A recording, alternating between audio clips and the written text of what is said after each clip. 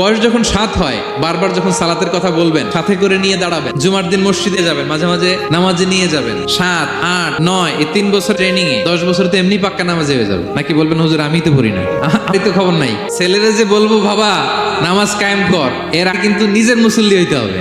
নামাজের ব্যাপারে no consideration, ছাড় নাই। সালাত আপনাকে পড়তেই হবে যে কোনো পরিস্থিতিতে।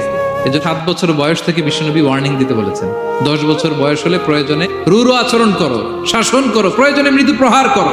অনেক ফ্যামিলি আছে নিজেও নামাজি, ছেলে মেয়েদেরকেও নামাজের কথা বলে পড়ায়। জোহর পড়তে দেয়, আসর পড়তে দেয়, মাগরিব পড়তে দেয়, এশা পড়তে দেয়, ফজর পড়তে দেয় না। ফজর নিয়ে টেনশন নাই। কেন? আমার কলিজার টুকরা সন্তান ঘুমা, কাঁচা ঘুম কেমনে ভাঙাই। যে বাবা মারা মনে করে সকালে কিভাবে উঠতে চায় না হুজুর, কাঁচা ঘুম কষ্ট হয়ে যায়, ফজরের সময় যদি আগুন যায় আপনার ঘরে, কি করবেন? আরেকটু ঘুমা, কাঁচা ঘুম। দুনিয়ার আগুন থেকে রক্ষা করার যেমনি ডাকেন, উঠায় নিয়ে আসেন, জাহান্নামের কঠিন আগুন থেকে বাঁচার জন্য ফজরের সময়ও ডাকার দরকার আছে না নাই?